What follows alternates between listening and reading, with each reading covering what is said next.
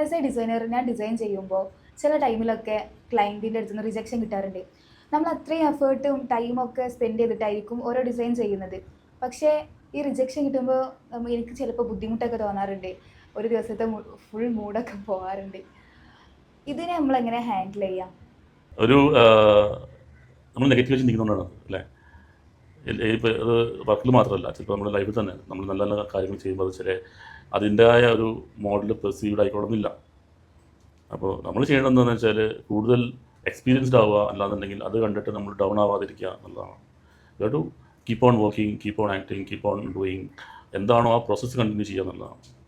അപ്പോൾ അങ്ങനെ process continue ചെയ്യുമ്പോൾ ഈ നെഗറ്റിവിറ്റീസിനെ എന്താവും, അത് നള്ളിഫൈ ചെയ്യും. നെഗറ്റിവിറ്റീസ് ആദ്യം 0 ആയി, പിന്നെ അത് പോസിറ്റീവായി. അപ്പോൾ നമുക്ക് തോന്നും അപ്പോൾ എല്ലാം ഉൾക്കൊള്ളാൻ പറ്റും. ഒരു വർക്ക് റിജക്റ്റായി ഉൾക്കൊള്ളാൻ പറ്റും. പിന്നെ പോസിറ്റിവിറ്റീസ് നമ്മൾ കൂടി വരുന്ന സിറ്റുവേഷനാണ് ബ്ലിസ് എന്ന് പറഞ്ഞൊരു മോഡിലേക്ക് പോകും. അപ്പോൾ ബ്ലിസ് ആകുമ്പോൾ എന്താണെന്ന് വെച്ച് കഴിഞ്ഞാൽ നമുക്ക് ഒരിക്കലും ഒരു നമ്മളെ അഫക്റ്റ് ചെയ്യുന്നേയില്ല. ചിലപ്പോൾ ക്ലയൻറ്റ് തന്നെ അവരുടെ ഒരു ബെനിഫിറ്റിന് വേണ്ടിയിട്ട് നമ്മളൊന്ന് ഡൗൺ ആക്കി കഴിഞ്ഞാൽ അവർ പറഞ്ഞത് നമുക്ക് കേൾക്കും. അല്ലാന്നുണ്ടെങ്കിൽ അവരുടെ ചിന്തയിൽ കൂടെ കാര്യങ്ങൾ നടത്തും എന്ന് ചിലപ്പോൾ അവർ ചിന്തിക്കും. അവരുടെ സൈഡ് റൈറ്റ് ആവാം, പക്ഷേ ഒരിക്കലും ഒരു ക്രിയേറ്റീവ് സൈഡ് നമ്മൾ ചിന്തിക്കാൻ പാടില്ല. കാരണം വെച്ചാൽ അവർ ക്രിയേറ്റീവ് അല്ലല്ലോ. അവരെന്താ ചെയ്യുന്നത്, അവർ സക്സസ് ഫാക്ടറിനെ ഫോളോ ചെയ്യുകയാണ്. ലൈക്ക് വേറെ ഏതെങ്കിലും ഒരു ആഡ് അവർ കണ്ടിട്ടുണ്ടാവും, അവർ ഇഷ്ടപ്പെട്ടിട്ടുണ്ടാവും, അപ്പോൾ അതുപോലെ ചെയ്യാം. അങ്ങനെ ചെയ്താൽ മതി. അങ്ങനെ ചെയ്താൽ എങ്ങനെ ക്രിയേറ്റീവ് ആവുക? ഇല്ലല്ലോ. അപ്പോൾ അതുകൊണ്ട് അത് നിങ്ങളിൽ ഉള്ളിലുള്ള ആ ഒരു ക്രിയേറ്റീവ് പേഴ്സൺ അല്ലാന്നുണ്ടെങ്കിൽ ആ പ്രൊഫഷണലാണ് നശിപ്പിക്കുന്നത്. അതേസമയം തന്നെ മറ്റൊരു സൈഡോട് ചിന്തിക്കുകയാണെന്നുണ്ടെങ്കിൽ നമ്മൾ ചെയ്യുന്ന എല്ലാം ശരിയായിക്കൊള്ളൊന്നുമില്ല. അപ്പോൾ നമ്മൾ എത്രത്തോളം എഫേർട്ടായിട്ട് ഇടുന്നുണ്ട്, അല്ലെങ്കിൽ നമ്മൾ എത്രത്തോളം നമ്മൾ ചിന്തിക്കുന്ന റൈറ്റ് ട്രാക്കിലാണ്, അല്ലെങ്കിൽ അത് പിന്നെ അതിൻ്റെ ബെനിഫിറ്റ് ഉണ്ടാവും, അവർക്ക് ബെനിഫിറ്റ് ഉണ്ടാവും, ക്ലയൻറ്റ് ബെനിഫിറ്റ് ഉണ്ടാവും എന്നൊരു കൺവിക്ഷൻ നമുക്ക് വേണം. അല്ലേ? അതല്ലാതെ ആ ഒരു പ്രൊഫഷനോട് അല്ലാന്നുണ്ടെങ്കിൽ ജസ്റ്റ് മെക്കാനിക്കൽ മാത്രം കാണുമ്പോഴാണ് ഈ പ്രശ്നം വരുന്നത്. ഒരു വർക്കിൻ്റെ റിസൾട്ട് അല്ലെങ്കിൽ വർക്കിൻ്റെ ഒരു ഔട്ട്പുട്ട് എന്ന് പറയുന്നത് 2 രീതിയിലാണ്. ഒന്ന്, ആ വർക്കിന് ഒരു അറ്റൻഷൻ വാല്യൂ ഉണ്ടാവണം. 2, മോട്ടിവേഷൻ വാല്യൂ. അറ്റൻഷൻ വാല്യൂ എന്ന് വെച്ചാൽ പെട്ടെന്ന് കാണുമ്പോൾ അത് ക്ലട്ടർ ബ്രേക്കർ എന്ന് പറയുന്നത് വെച്ചാൽ അത് ശ്രദ്ധിക്കപ്പെടണം. അത് കണ്ടു കഴിഞ്ഞാൽ പെട്ടെന്ന് ഒരു ഡിഫറെൻ്റ് ആണ് എന്ന് തോന്നണം. പക്ഷേ അങ്ങനെ തോന്നിയുകൊണ്ട് മാത്രം ആ ആഡ് ക്ലിക്ക് ആയിക്കൊള്ളുന്നില്ല.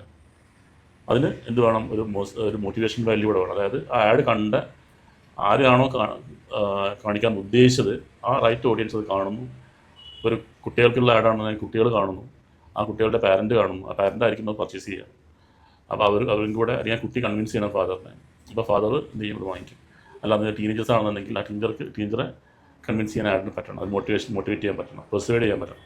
ഈ പറയുന്ന എന്താ പറയുക, ഒരു റിജക്റ്റായി എന്ന് പറയുകയാണെങ്കിൽ അതിൻ്റെ അർത്ഥം ആ ആഡ് മോശമായി എന്നുള്ളതല്ല.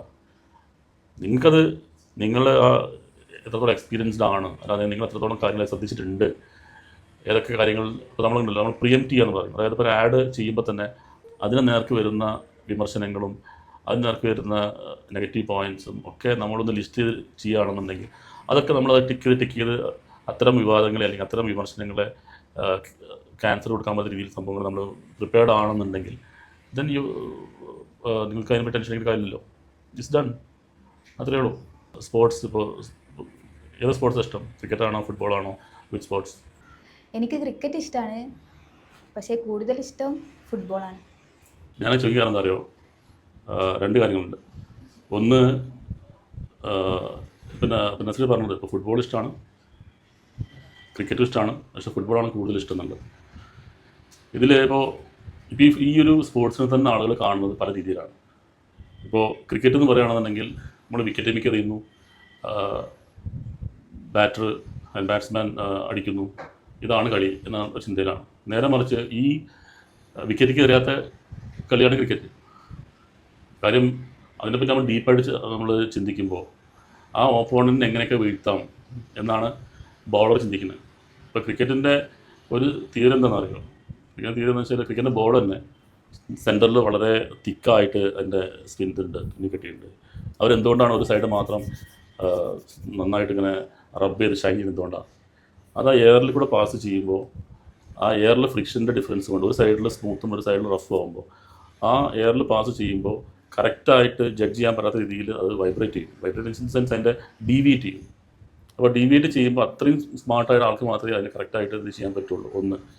2, എറിയുമ്പോൾ തന്നെ ആ ബോളിൻ്റെ സെൻറ്റർ അത്രയും ഒരു ഇതുണ്ടാകുമ്പോൾ അത് പല രീതിയിൽ അതിനെ ഉപയോഗപ്പെടുത്താം.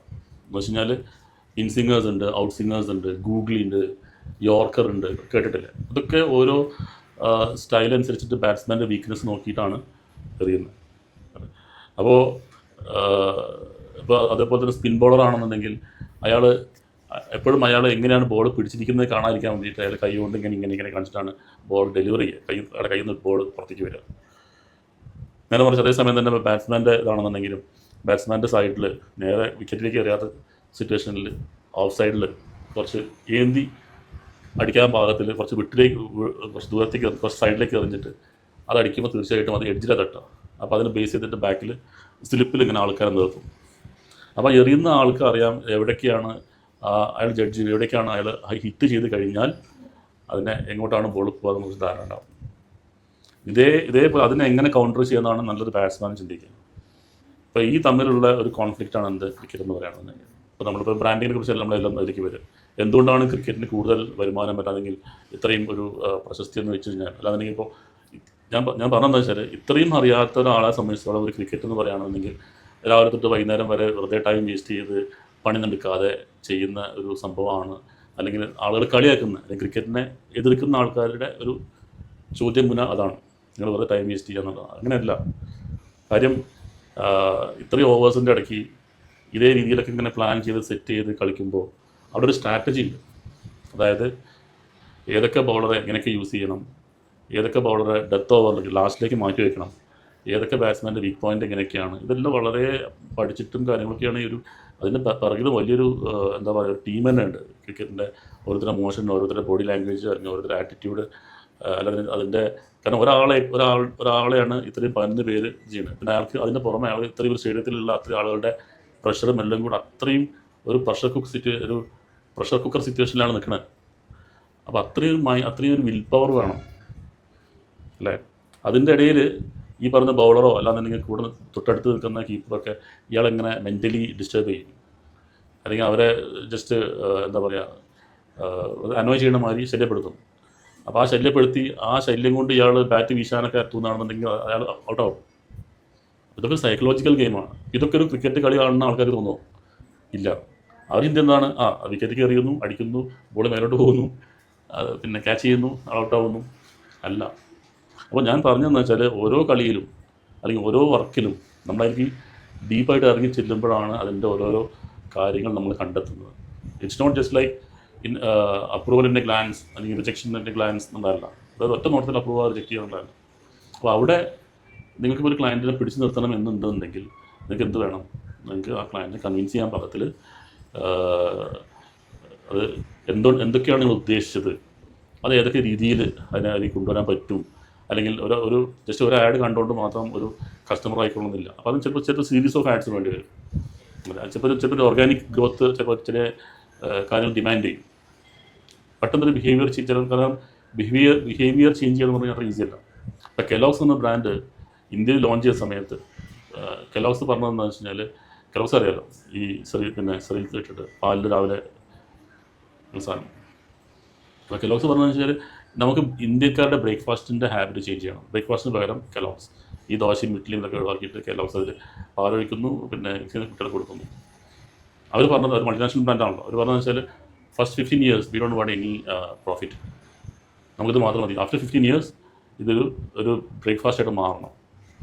അപ്പോൾ ഇങ്ങനെ ഒരു ആഡ് ആണെന്നുണ്ടെങ്കിലും കോൺസെപ്റ്റ് ആണെന്നുണ്ടെങ്കിലും ഡിസൈൻ ആണെന്നുണ്ടെങ്കിലും ഇത്രയും കുറേ കാര്യങ്ങൾ അതിലേക്ക് ഇങ്ങനെ കൊണ്ടുവന്ന് ഒരു നിങ്ങളുടെ ക്ലയൻറ്റിനെ നിങ്ങൾക്ക് കൺവിൻസ് ചെയ്യാൻ പറ്റുകയാണെന്നുണ്ടെങ്കിൽ എന്തൊക്കെ കാര്യങ്ങൾ നിങ്ങൾ ചെയ്തത്, നിങ്ങളുടെ തോട്ട് പ്രോസസ്സ് എങ്ങനെയൊക്കെ ആയിരുന്നു.